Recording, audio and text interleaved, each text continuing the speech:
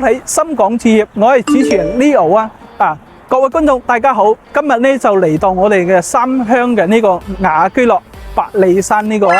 咁百利山咧就係我哋嘅三鄉呢個振華路呢邊啦。咁我依家所在位置咧就係我哋呢個三鄉鎮中心幼兒園嘅呢個位置咧。咁佢有出口啊，有我哋入口嘅位置啦。咁旁邊我哋嘅呢個樂丁山呢邊咧，仲有一個出口入口啦。咁呢個振華路呢邊咧，咁佢樓下呢邊嘅商鋪咧已經係全部開業緊㗎啦。旁邊咧仲有我哋萬象群嘅呢個美食會啊，喺呢邊行街啊、食飯啊、食宵夜都係 OK 嘅。下邊呢邊咧，咁喺呢邊飲嘢啊、餐飲啊、生活超市咧，通通都係有晒嘅。而且百利山呢邊咧，去到我哋港珠澳大橋啊，或者去到我哋嘅珠海人工島咧，講緊都係30零分鐘嘅時間啦。樓下呢邊咧就有我哋公交站啦，咁931可以去到我哋呢個珠海嘅呢個拱北關口啦。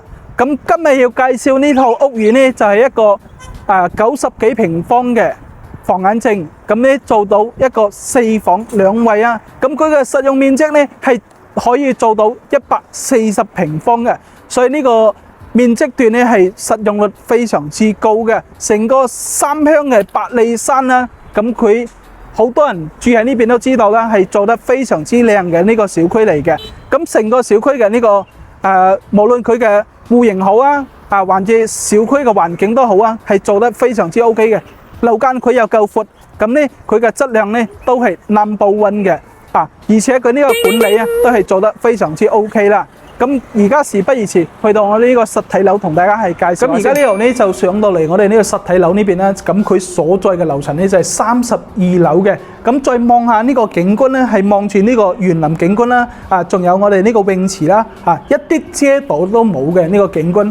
咁呢個實用率佢去到140平方啦，咁佢嘅層高咧係有成7米嘅。咁呢個陽台咧，百利山都知道啦，係非常之大嘅，係有一個7米長嘅呢個陽台啦。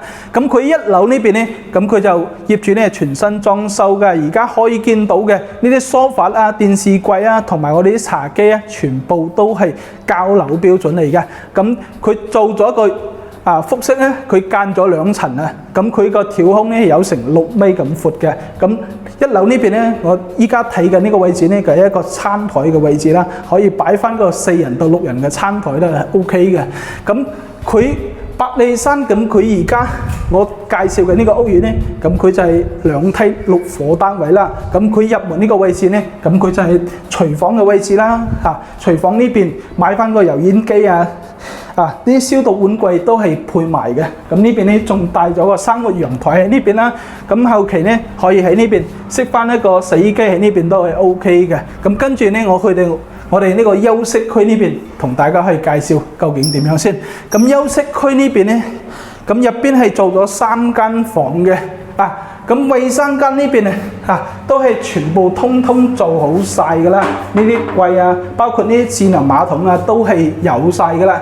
咁呢個空間咧係絕對 OK 嘅，乾濕分離都通通同你做好晒啦。咁呢個客房嘅位置咧其實如果係唔中意咁樣嘅話，其實可以將呢個牆打咗佢，咁之後出去就係我哋呢個陽台嚟嘅。咁再睇翻我哋第2個客房嘅位置先。咁第2個客房咧就會細翻少少啦。咁其實呢度可以作為一個辦公嘅地方啊，或者係多功能嘅呢個雜物房啊，都係 OK 嘅。咁而且咧呢度係一啲遮擋冇嘅。喺望住呢個田園嘅風格咧，係非常之舒服嘅。跟住嚟到我哋呢個主人房呢邊睇下先。咁主人房呢邊咧大翻少少啦。主人房呢個位置咧，咁佢業主係打咗呢個飄台嘅，同樣係望住我哋呢個田園嘅風格咧都係 OK 嘅。咁跟住我哋上去2樓睇下究竟點樣先。咁我哋1樓呢邊咧就係做咗一個樓梯上去我哋2樓啦。咁跟住鏡頭睇下咁佢就係做咗一個白色簡約風格嘅呢個裝修風格啦。咁佢呢邊咧做咗個吊燈落嚟啦。咁我哋樓上咧總共係做咗1房1廳嘅。咁其實好似呢度嘅身高咧係1.8米，咁其實上邊咧仲係好闊嘅，去到2米幾嘅呢個層高啊，都係絕對夠晒用。呢邊擺翻一個1.5米嘅大床啦，咁入邊仲有一個衛生間喺呢邊嘅，其實都係 OK， 都係夠晒用，全部都係用咗我哋呢個智能馬桶啦、乾濕分離啊、啲鏡櫃啊，全部係帶埋燈嘅，其實係 OK 嘅。好啦，今期呢就我哋介紹完呢間百利山，咁成間屋呢就介紹完啦。咁佢嘅呢個屋苑嘅房眼證呢，咁佢就係90幾個平方，即係900幾尺啦。咁佢嘅實用面積呢就140平方，按翻尺數嚟講呢，差唔多1500尺啦。咁佢呢就係做咗4間房、2個衛生間嘅。咁佢係以前呢就係一個複式嚟嘅，係一個7米闊嘅一個層高啦。咁佢就間咗2層咧，就做咗一個複式嘅。好啦，今期呢我哋就講到呢度啦。咁如果係講到呢度啦，咁我哋下期呢再分享更加多三鄉、中山、珠海呢邊筍盤啦。咁我哋講再見啦，拜拜。